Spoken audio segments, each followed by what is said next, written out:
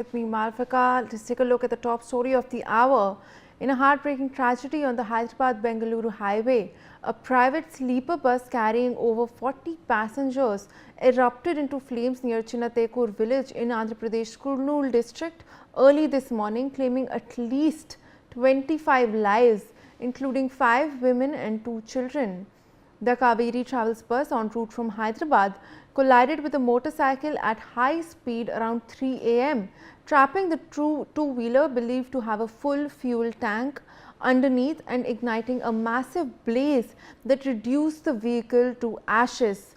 Most victims were asleep and unable to escape as the fire spread rapidly, though 21 survivors, including the drivers, broke windows to flee. 9 of the injured remain in critical condition at Kurnool Government Hospital. Let's in fact take a closer look at what exactly transpired on the morning of 24th October when the incident happened and why the situation left passengers with nowhere to escape. So that of course is the big story that we're traveling. At least 25 people are said to have lost their lives in the tragic incident. The visuals of the massive blaze are on your screens right now.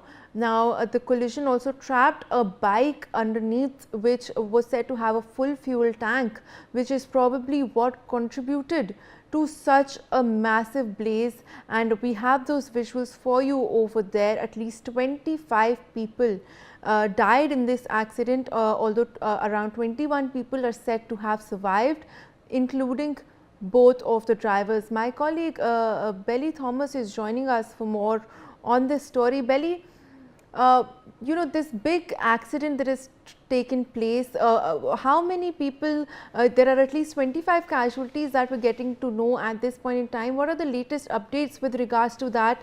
And when it comes to the survivors, are there any injuries that have been reported? What is the current situation on the ground over there?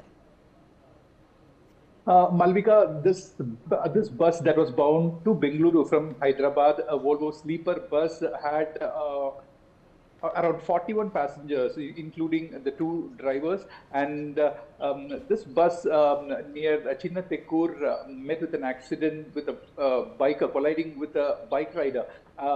And that bike got caught underneath the chassis of the bus, and literally the bus had dragged this bike to around 300 meters is what fire and emergency officials say. The biker was dead on the spot, and along with the biker, there are around 20 people who were charred to death inside the bus. Some of them were charred beyond recognition, and the police have as of now identified only 11 people, and the rest around 15 people who managed to escape.